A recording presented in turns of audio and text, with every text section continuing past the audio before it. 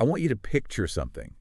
And I don't mean a comfortable office with a beige chaise lounge, a ticking clock, and a box of tissues. No, not that at all. I want you to picture a car chase. Like something out of a 70s movie, but maybe with a Honda Civic. Exactly. Seriously, imagine you're a counselor. You have just finished a session. Your client, a young woman in just deep, volatile distress. She stands up, she looks you dead in the eye, and she tells you she is going to go home and kill herself. Right there. She walks out, she gets in her car, she peels out of the parking lot. That is the nightmare scenario. I mean, truly, this is the moment every single mental health professional dreads more than absolutely anything else. And it gets crazier. You run to your supervisor, you're panicked. You tell him what happened. He doesn't tell you to call 911. Which is what you'd expect, right? He screams, "Get in my car!" And the two of you, your boss and you, physically chase this woman down the highway. You cut her off, and you drag her to a hospital to be involuntarily committed. It sounds like Hollywood, doesn't it? It sounds like a total dramatization for a TV show. But that is a real scenario. It's from the source material we are looking at today. Or how about this one? You're doing a routine learning assessment. You're with a high school student. It's just standard questions about math and, reading comprehension. Totally standard by-the-book stuff. And then, suddenly she just breaks down. She confesses she's been raped. Oh, wow. In a split second, you go from being a test proctor to a crisis manager. And now you're involving parents, police, and a lifetime of trauma. Everything changes in a heartbeat. The script is gone. The whole plan for the day is just out the window. Okay, one more. You're at lunch with a colleague. You like him. He's a funny guy. He always pays for his share of the pizza. A good lunch buddy. But you realize, through the grapevine, that he's lying about his credentials. He's a complete and total fraud. Oof. What do you do? I mean, really. Do you eat your sandwich and pretend you heard nothing? Do you call the cops? Do you confront him right there in the cafeteria? These aren't just, logistical problems. They're not just scheduling conflicts. These are the moments where the job stops being about helping in this abstract, gentle sense. Right. And it starts being about making impossible choices in the real world with real consequences. And that, right there, is the mission for this deep dive. Yeah.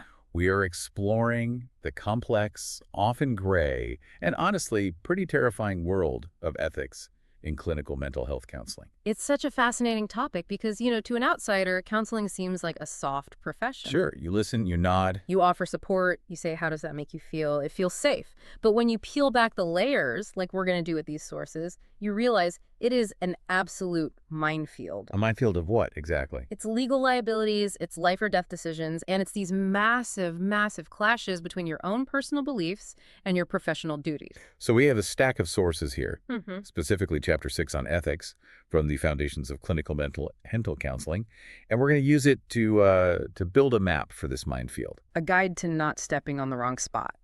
Exactly. We're going to look at the rule books, the codes of ethics. We're going to look at the hot spots, the specific areas where counselors get burned. And maybe most importantly, we're going to look at the compass. How on earth you make a decision when the rule book is silent or when it seems to say two different things at once. And just to set the stakes, this isn't about being nice or polite. This is about keeping your license, keeping your clients alive, and staying out of court. It's as high stakes as it gets. So let's unpack this. I want to start with the vocabulary because I feel like in just, casual conversation at a dinner party, we use words like values, morals, and ethics. Right. As if they're all the same thing. Totally interchangeable. Right. I act ethically. I have good morals. I have strong values. It's all the same soup. In conversation, sure, we all do it. We treat them as synonyms. But in this field, if you mix them up, you are going to get confused and, potentially sued very, very quickly.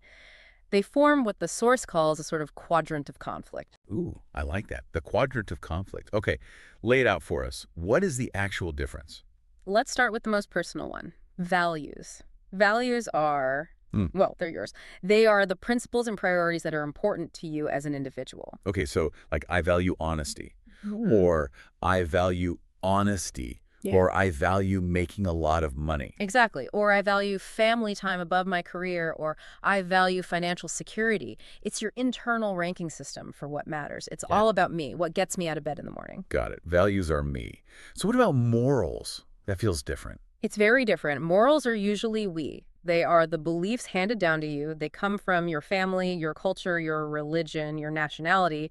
They provide a framework of right versus wrong. So morals are the baggage, good or bad, that we inherit. That's a great way to put it. It's the voice of your grandmother in your head saying, nice people don't do that. Precisely. It's the external judgment system that you've internalized over a lifetime. So we have me and we. Now, ethics are totally different. Ethics are professional. They are the collectively agreed upon behaviors of a specific professional group. In this case, organizations like the American Counseling Association or the ACA. It doesn't matter what your dad taught you. It doesn't matter what you personally value. None of that matters. The ethics are what the group says you must do to be a member of the club, to be a professional in good standing. So it's the bylaws of the guild, the rules of the trade. Exactly. And then the fourth player in the quadrant, The law. the black and white statutes enforced by the government.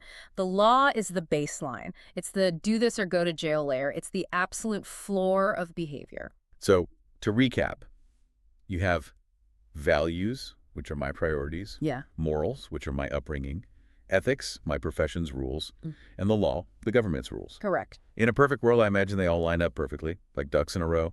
What's moral is also ethical and legal and aligns with my values. But we don't live in a perfect world, do we? And that is where all the drama comes from. The source material uses this really potent example to illustrate the clash. They call it the minister-counselor paradox. Oh, this one was fascinating. It really, really highlights how messy this gets. Walk us through it. Okay. So imagine a counselor who is also an ordained minister. And this happens a lot, actually, especially in pastoral counseling settings. Sure, that makes sense. Now, imagine a client comes in and wants to discuss getting an abortion. Right. I can already see the train wreck coming down the tracks. Let's break it down by the quadrant to see the collision. First, let's look at the counselor's morals. Okay. Growing up in a religious environment, having gone to seminary, he might view abortion as murder. That is a deeply, deeply held right versus wrong belief that was handed down to him. It's in his bones. It's his foundational truth. Right. Second, his values. He might personally value the sanctity of life above all other principles. That's his internal priority system screaming at him. Okay. So his morals and values are aligned. They're both saying this is wrong. Exactly. But third, his professional ethics. The code of ethics for counselors, like the ACA code, generally dictates that a client has a right to self-determination, a right to autonomy. Meaning what? Exactly. Meaning you cannot impose your values on the client. Your job is to help them explore their feelings and do what they think is best for their life. So his morals are screaming, stop this is a sin. Yeah. But his ethics are screaming, respect her choice, do not judge, do not interfere. A direct head-on collision. And then, to make it even messier, throw in the law. Right. Depending on which state he is in, and this is obviously very relevant right now, the law might make abortion illegal, or it might protect it as a constitutionally recognized right. So the law could contradict his ethics, or it could contradict his morals. He's wearing all these different hats, and they're all fighting for control of his brain. It's an impossible position. He's a minister, a counselor, and a citizen all at once, and those identities are at war. That is just an incredible amount of stress. It reminds me of that quote from Supreme Court Justice Potter Stewart that was in the text. Well, that's a great one. He said, there's a big difference between what we have the right to do and what is right. It's a brilliant quote because it perfectly captures this tension. Just because the law says you can do something doesn't mean your morals will agree that you should. And vice versa. Just because your morals say something is right doesn't mean the law allows it. Exactly. That's the core of the conflict. So who wins? In this cage match between law, ethics, morals, and values, who gets the belt?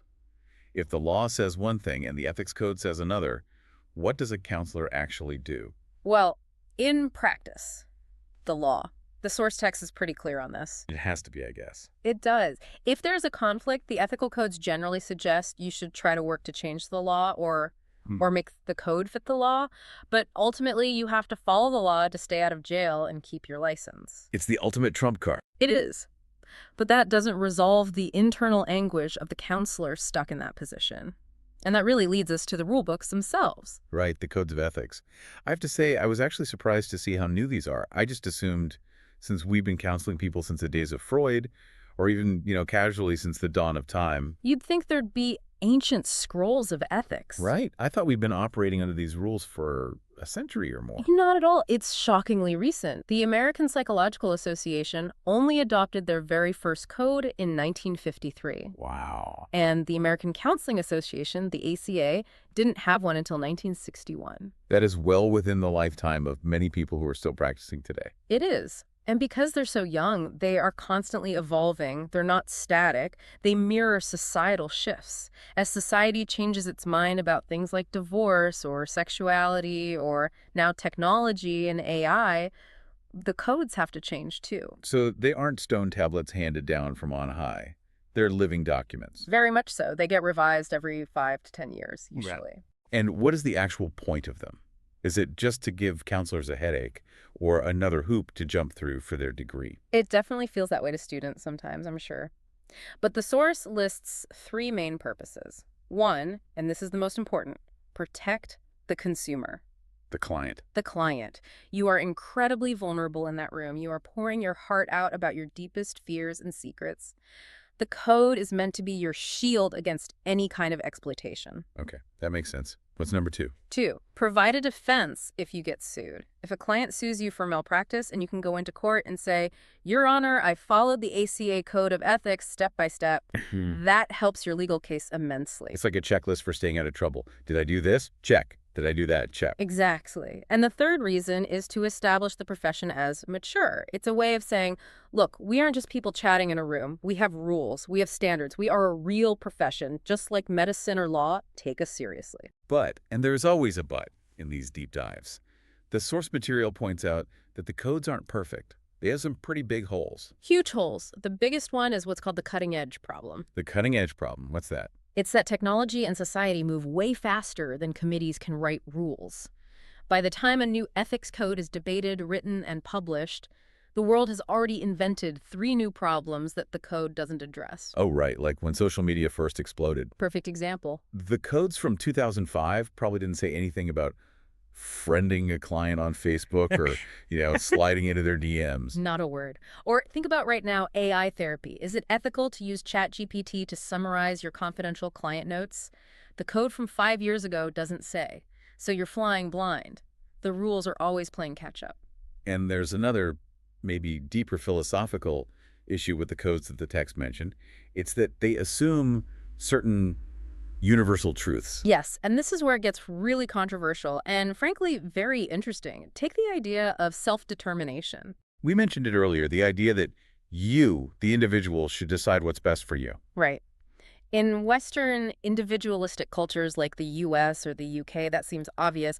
It's the bedrock of our society. Be you. Follow your heart. You do you. Right. Who would argue with that? That's the American dream in a nutshell. Well, billions of people, actually. Many, many cultures around the world value the collective over the individual.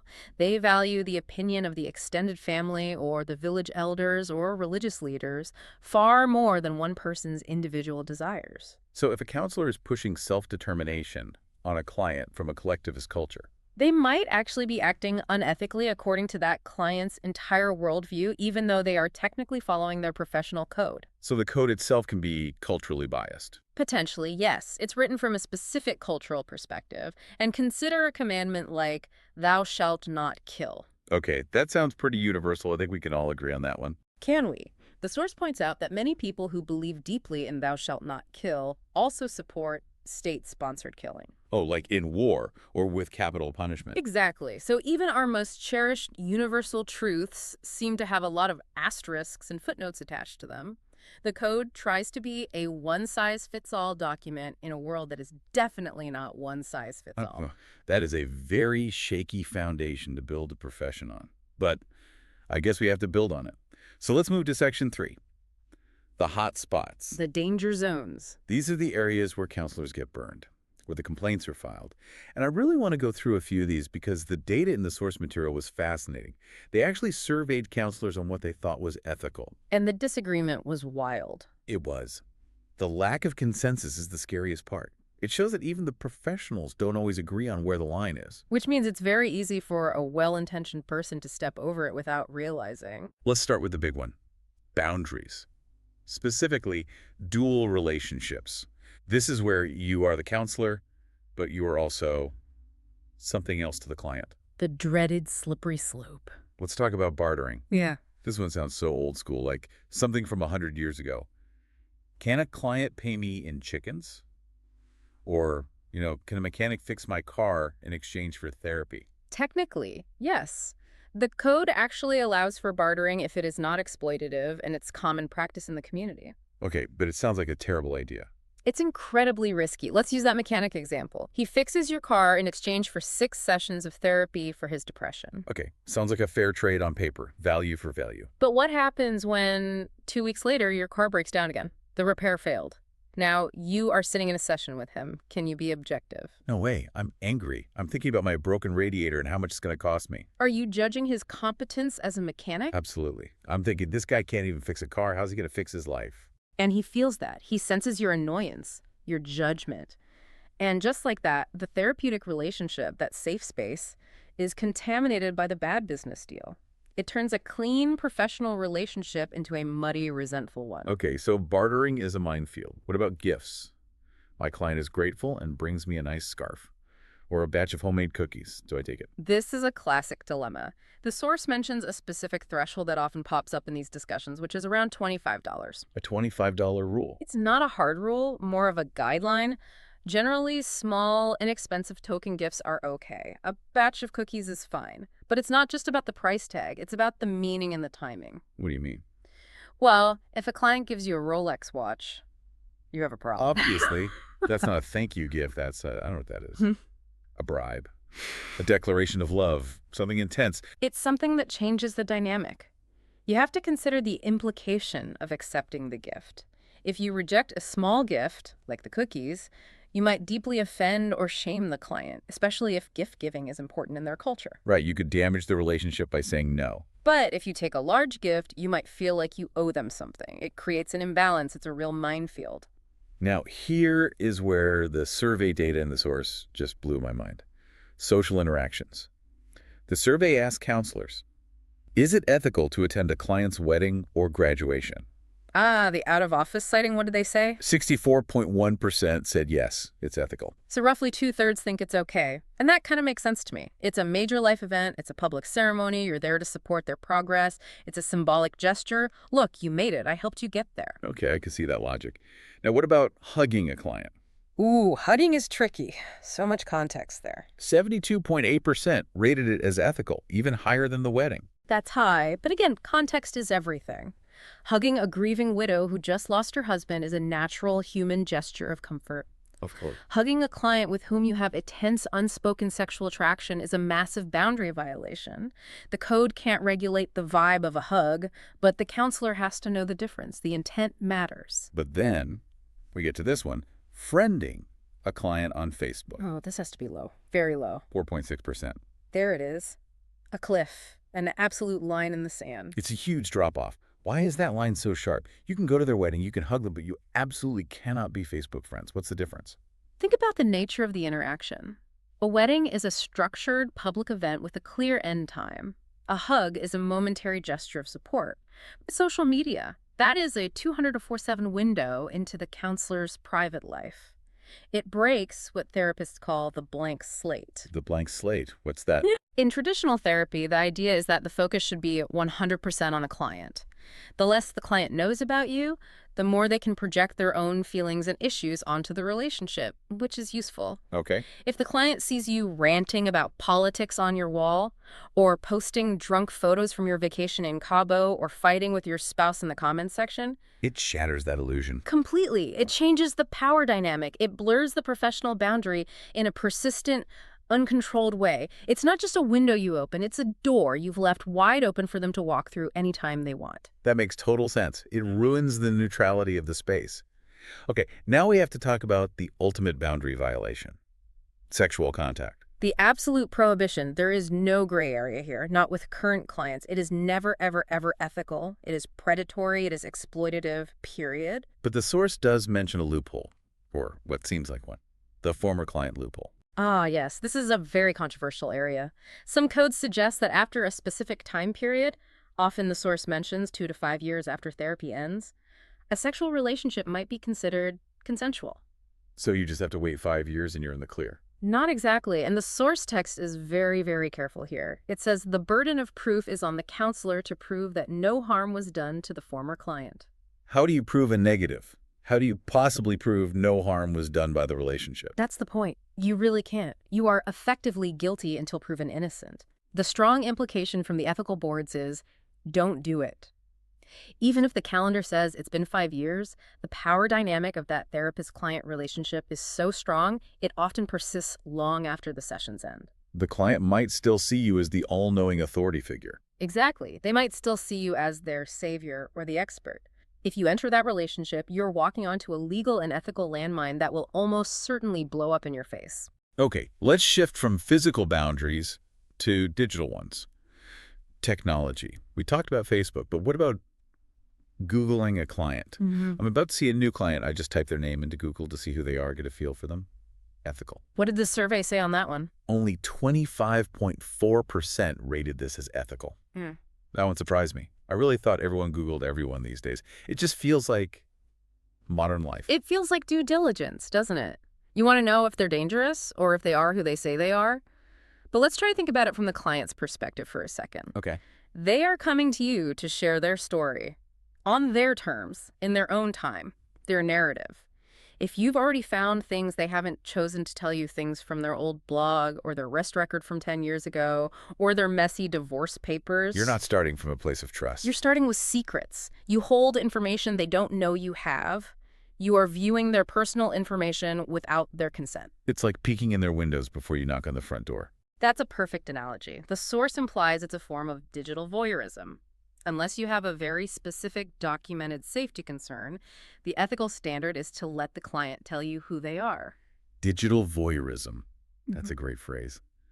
Okay, last hotspot category, and this is probably the most politically charged one we'll discuss.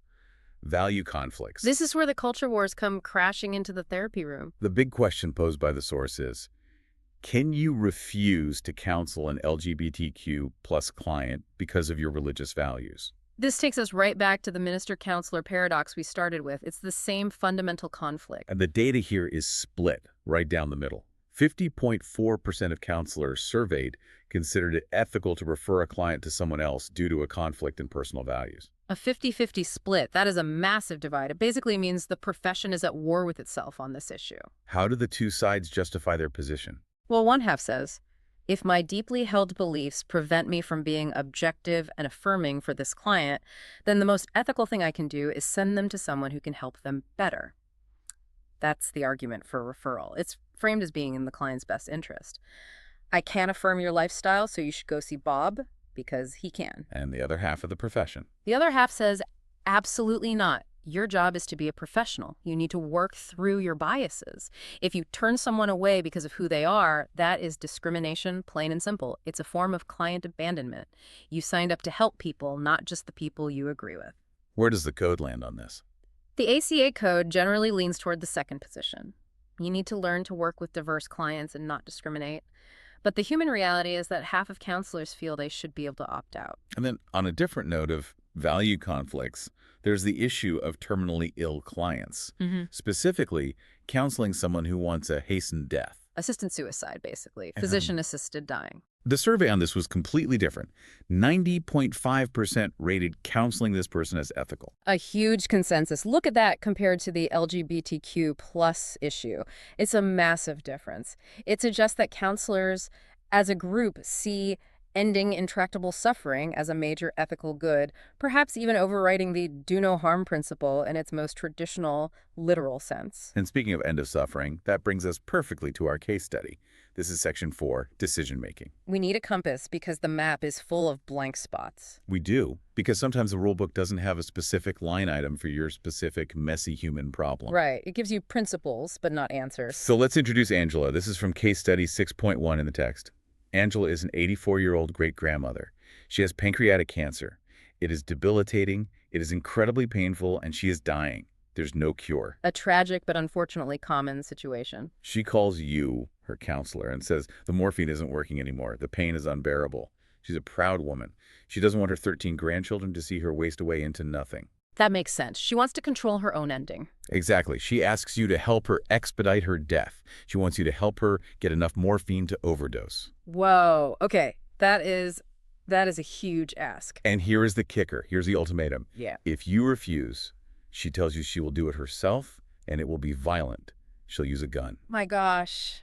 That is the definition of a double bind. An ethical nightmare. Explain that. Why is it such a bind? Because if you help, you are assisting suicide, which is illegal in most places and arguably violates the core principle of do no harm. But if you don't help, she might die violently, traumatize her entire family, and you'll know you could have maybe prevented that specific outcome. So what do you do?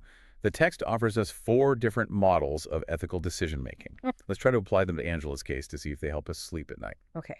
Model 1 is the problem-solving model. This is the Corey model. It's very pragmatic. It's a checklist, 8 steps. So step 1, identify the problem. Step 2, review the ethics codes. Step 3, consult the laws. Right. It's very linear, very logical. If you use this model with Angela, you're going to hit a brick wall at step 3, the law. Assisting a suicide is likely a felony in your state. The problem-solving model is very head-focused. It looks for the safest, most legally defensible answer. So a counselor using this model would say what? They would almost certainly say, Angela, I cannot help you do this. It is against the law. I have to follow the law. They might even feel ethically and legally forced to report her threat of suicide to the authorities. Which might lead to her being hospitalized against her will, which is the exact opposite of the dignified death she wants. Exactly. It solves the legal problem for the counselor. Hey, you followed the checklist, but it completely fails the human problem for Angela. Okay, that model seems a bit rigid. Let's look at model 2. The moral principle model. This is from Kitchener. It doesn't use steps. It uses principles that you have to weigh. Right. These are the 6 pillars of ethical thought in counseling you have. Respecting her independence. And Angela's autonomous choice is to die. Do no harm. Is helping her die harm? Or is letting her suffer in agony also harm? Promoting good. What is the good here? Fairness. Keeping promises, maintaining trust. Being truthful. This feels much, much messier. It is much messier. Because the principles are in direct conflict. Autonomy screams, let her choose. Non-maleficent screams, don't kill her. A counselor using this model has to weigh these against each other. There's no easy answer. So what might they conclude? They might decide that beneficence, the act of promoting good by ending her terrible suffering, outweighs the strict legal definition of harm.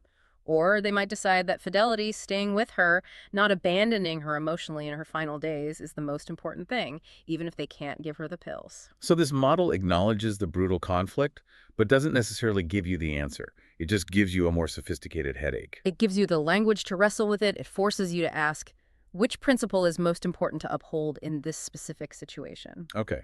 Model 3, the social constructionist perspective. This is the postmodern approach. It starts from a radical premise. There is no single essential truth. There is no right answer written in a book somewhere waiting to be found. So how do you decide anything? Do you just flip a coin? No. You decide with the client. The answer emerges from dialogue. You, the counselor, sit down with Angela. Maybe you bring in her family if she agrees. You try to co-create a solution together. What would that sound like? It would sound like, Angela, I hear you. I understand your pain. The law prevents me from giving you the pills, but let's not stop there. Let's talk about this pain. Let's talk about your pride and your legacy. Is there another way we can preserve your dignity without breaking the law? Can we bring in a specialized hospice team? Can we advocate with your doctor for better pain management? So it stops being a judge versus defendant dynamic and becomes a partnership. Exactly. It's collaborative. You aren't imposing a solution from on high. You are finding one together in the messiness of the situation. I like that one. Finally, model 4, the developmental model. This one is fascinating because it doesn't judge the problem. It judges the counselor. Yes. This is based on the work of Kohlberg and Perry on moral development. It suggests that counselors operate at different levels of cognitive complexity. It's about maturity. Walk us through the levels. At the lower, less developed level, you have dualistic thinkers. They see the world in black and white, good versus evil, right versus wrong. Rules are rules. This is the person who says, just tell me the answer. What does the book say? Exactly. A dualistic counselor panics when they hear Angela's request. They run to their supervisor and say, she wants to kill herself. What is the rule? They are rigid. They are self-protective. They are terrified of ambiguity and of getting it wrong. And the higher, more developed level? Relativistic thinkers. They are complex. They are comfortable with ambiguity, with gray areas. They understand that context changes everything. A relativistic counselor hears Angela's request and doesn't panic. They lean in. What do they think? They think, this is illegal, yes, and I won't break the law, but I understand completely why she is asking for this. Her request is rational, even if it's illegal. They can hold two opposing truths in their mind at the same time.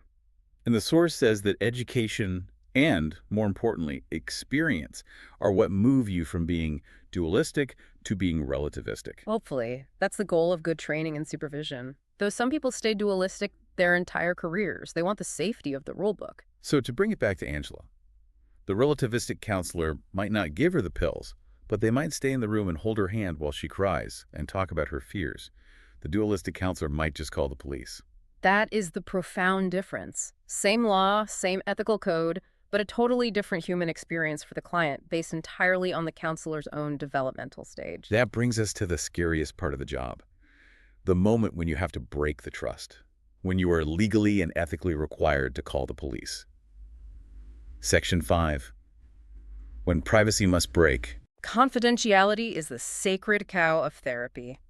It's the absolute bedrock. It's the only reason therapy works, the promise that you can say anything and it stays in the room. But even sacred cows get sacrificed when lives are at stake. They have to. We have to talk about the Tarasov case. This isn't just a case study. This is the game changer for the entire mental health industry in the United States. It is the single most famous case in mental health law. It happened back in 1969 at UC Berkeley. Set the scene for us. What happened? There was a student named Prasenjit Padar. He was seeing a university psychologist because he was obsessed with a young woman named Tatiana Tarasov. He'd met her at a folk dancing class. She wasn't interested in a serious relationship, and he spiraled into a dangerous obsession. Okay. During a therapy session, he tells his psychologist explicitly, I am going to kill her. An explicit threat. He named her. He named her. It was a specific threat. So the psychologist does what a good, rule-following, dualistic thinker might do. He follows the protocol of the time. He takes the threat seriously. He notifies the campus police. He consults his supervisor. So it seems like the system worked. The counselor reported it. He did his job. For a moment, it seemed that way. The campus police brought Potter in for questioning. They interviewed him. He seemed rational. He was polite. He promised to stay away from Tatiana. And so they released him. They let him go. And Tatiana. Did anyone warn her? No. That's the tragic heart of the story. No one told Tatiana. No one told her parents. The psychologist assumed the police had handled it. The police assumed Potter wasn't a real threat. It was a catastrophic failure of communication. And then what happened? 2 months later, Potter went to Tatiana's house and he stabbed her to death. That is just devastating. Her parents, understandably, sued the university, the police, and the therapists. And the court ruling that came out of that lawsuit changed everything. The judge wrote a line that is now memorized by every therapist in training. He said, "Protective privilege ends where the public peril begins." Protective privilege ends where the public peril begins. That is a chilling and powerful sentence. It created what was first known as the duty to warn, which has since evolved into what we now call foreseeable harm. What does that mean in practice? It means if a client makes a specific, credible threat against a reasonably identifiable person, you must breach confidentiality. You must take steps to warn the potential victim directly. You must call the police. You cannot hide behind privacy or assume someone else has handled it. The responsibility is on you. But I want to key in on those words. Specific threat, identifiable person. So if a client just says, I hate everyone and I want to blow up the world, that's usually not enough to trigger a Tarasov duty, is it? Usually not. It has to be an actionable threat. I'm going to kill my boss, Bob Smith, at 5 p.m. tomorrow with the gun in my car. That's a Tarasov situation. I'm just so angry at the world. Is not. But it's a terrifying judgment call for a therapist to make. Because if you report it and you're wrong, you've destroyed your client's trust and maybe their life. But if you don't report it and you're wrong, someone dies and you are liable. This leads us right to the legal fallout, liability. The text makes a really big and important distinction between civil and criminal liability, and it uses the O.J. Simpson case to explain it, which I thought was a brilliant way to make it clear. It's the perfect analogy for it. Let's start with criminal liability. Okay. Criminal liability is about breaking a statute, a law. It's the state versus you. The potential penalty is jail time or fines. The burden of proof is beyond a reasonable doubt. Meaning the scale of justice has to slam down hard on the side of guilt. Exactly. The jury has to be like 99% sure they did it. There can be no other reasonable explanation. Okay, so that's criminal. What's civil liability? Civil liability is usually malpractice. It's not the state suing you, it's the client or their family suing you. It's one person versus another. The penalty isn't jail, it's money, damages. And the burden of proof is much lower. It's preponderance of the evidence. Which means what? It just means more likely than not. The scale of justice only has to tip slightly, 51%. If the jury thinks it is just a little bit more likely than not that you were negligent and that your negligence caused harm, you lose. And that explains the O.J. case perfectly. He was found not guilty in criminal court. Because the jury couldn't be sure beyond a reasonable doubt. But he was found liable for their deaths in civil court. Because that jury decided it was more likely than not that he did it. The lower burden of proof makes all the difference. And for counselors, civil liability is the big, ever-present threat. You probably won't go to jail for being a bad therapist. Not unless you're sleeping with clients or committing insurance fraud, which are actual crimes. But you could be sued for everything you own and everything you will ever own. Which is why the text practically screams from the page, malpractice insurance. Get it? No questions asked. The source quotes the old legal saying, anyone can sue anyone for anything. Even if you did nothing wrong, just defending yourself against a frivolous lawsuit can cost tens or hundreds of thousands of dollars in legal fees. And if you don't have insurance and you lose... And the civil judgment can follow you for the rest of your life. They can garnish your wages until the day you die. It is financially ruinous. That's terrifying. So the takeaway is, get the insurance. It's cheap compared to the alternative. It is absolutely non-negotiable. It's the cost of doing business in a litigious world. We're in the home stretch here. Section 6. We've talked about clients suing you. Now let's talk about something even more awkward. You reporting your friends. Policing the ranks. This is so uncomfortable. Nobody wants to be a snitch. It goes against all our social instincts. But the ethical codes demand it. They say we have to hold each other accountable to protect the public. However, there is a surprising rule about how you're supposed to do it. You don't just call the ethics hotline. Right. You don't run straight to the licensing board with your complaint. The protocol dictates that step 1 is informal resolution. You have to talk to your colleague first. You are ethically obligated to.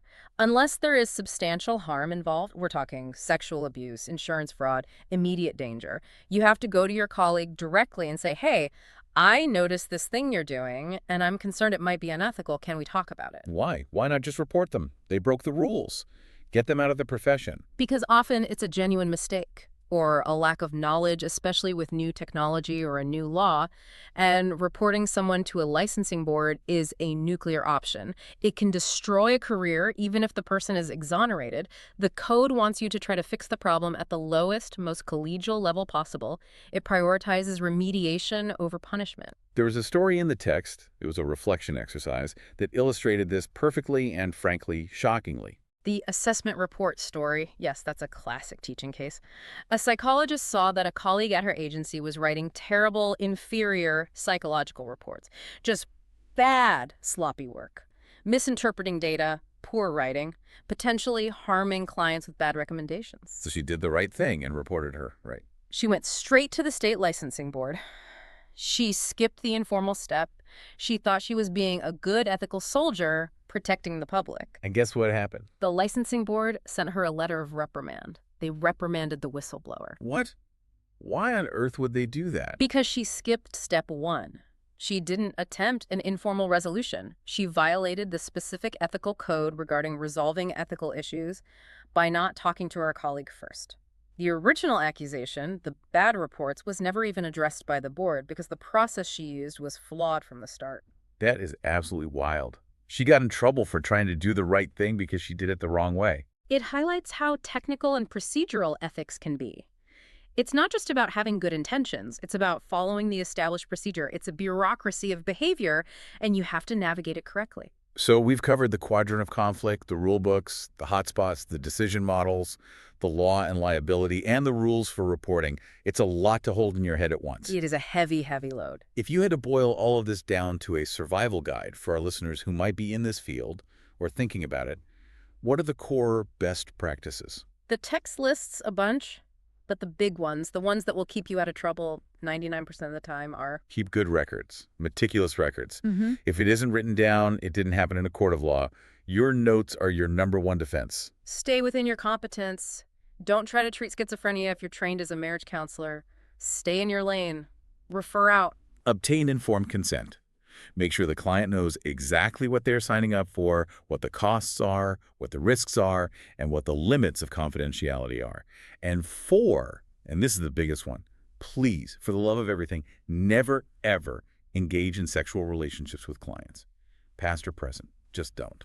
That sounds like solid advice. And it's important to remember, even though the ethical codes themselves aren't laws, they are often brought into court as evidence of the standard of care. Meaning what you should have done. Exactly.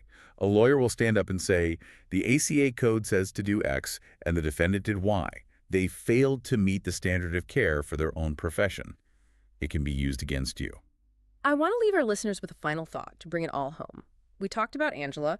We talked about the survey data showing that 50% of counselors disagree on massive fundamental issues. It's a profession built on gray areas. So here is the question for you, listening right now. If you are Angela's counselor, the rule book says no. The law says no. But your humanity, your compassion, your relativistic thinking might be whispering, yes, help her end this suffering. Which voice do you follow? The book or your gut? And more importantly, if you choose to follow the voice of humanity and break the rule, are you prepared to lose your license, your savings, and maybe even your freedom for that choice? That is the price of ethics. It's not just about what you believe in a classroom, it's about what you are willing to risk in the real world. Heavy stuff. Thanks for taking this deep dive with us. Always a pleasure. A difficult topic, but an important one. Stay safe out there. And maybe read your code of ethics tonight. Catch you next time.